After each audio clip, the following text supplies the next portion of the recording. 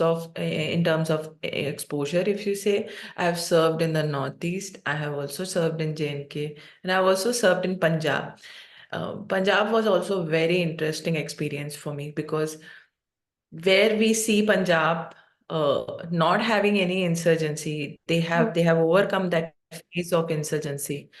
But yet there is so much happening in that small state, in terms of insurgency, in terms of affecting the security situation. That's what I would say.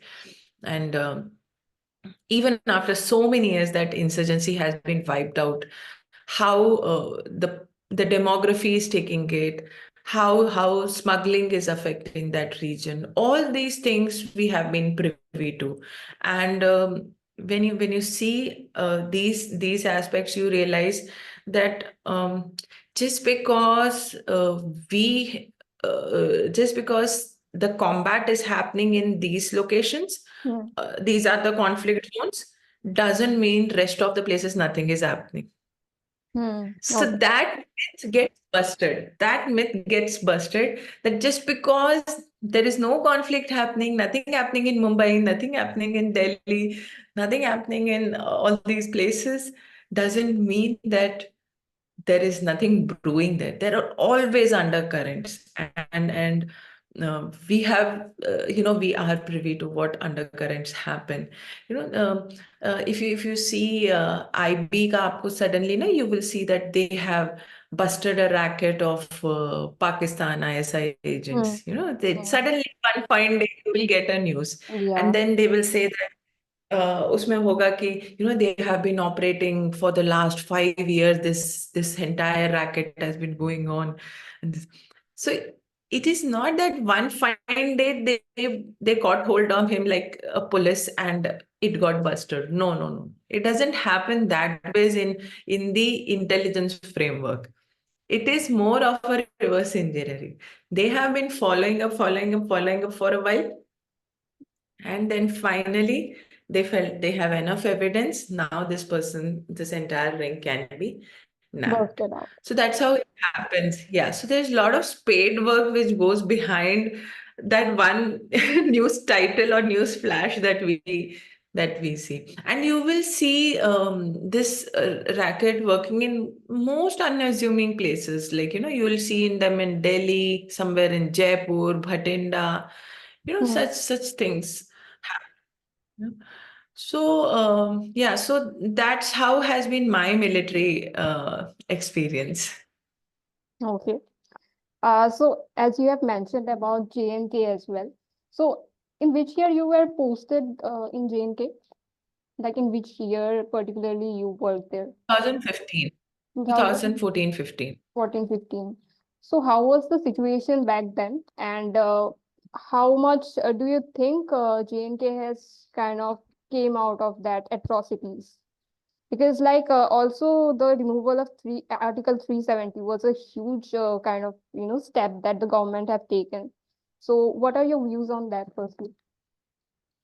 See, honestly speaking, I'll speak from the space of being an intelligence person, Hmm. where, and as an intelligence person, we have no sides. We just talk on based of what we see, whatever observations and whatever inputs we have.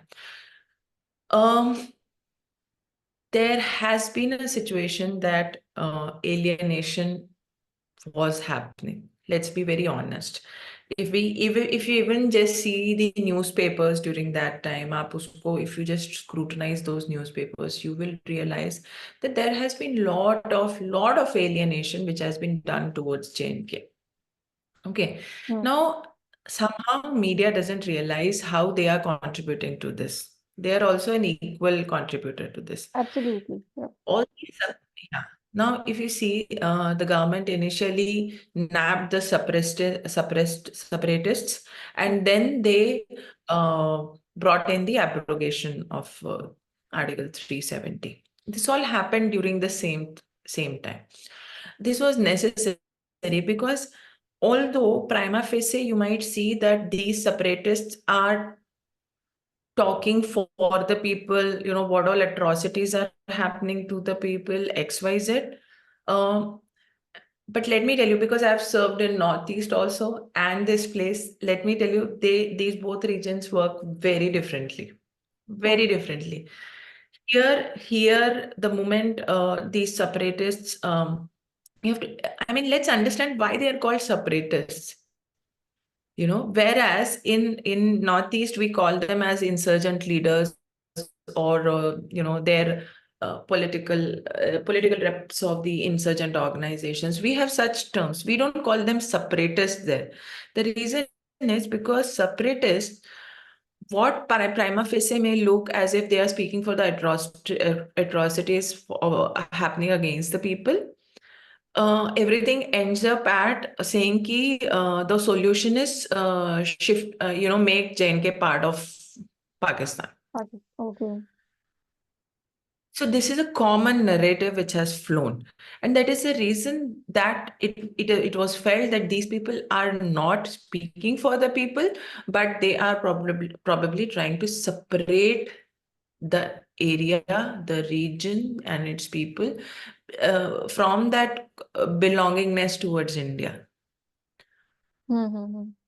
And it is sad to see, Manashwini, over the years, this has deteriorated. I have done my MPhil in social media terrorism in JNK, social role of social media in terrorism in JNK.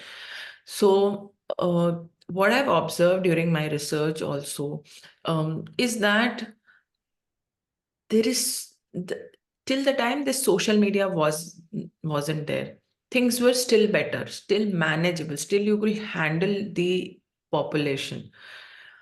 With technology, handling of that population had become more difficult. Hmm. Okay. Okay. So that's why you saw that internet services are banned, these things are happening. Mm-hmm. See, this is not just to stop spreading of certain information. That is one thing. But the second thing is, people don't understand that in this game, they are the ones who will lose the most at the end Absolutely. of the day. Hmm. See, we are the forces, there is the government. We will do our respective jobs, and when the day comes, we'll pull off when the situation is stabilized. But still, the people have to go through that trauma. They have to overcome that trauma. They have to overcome that whole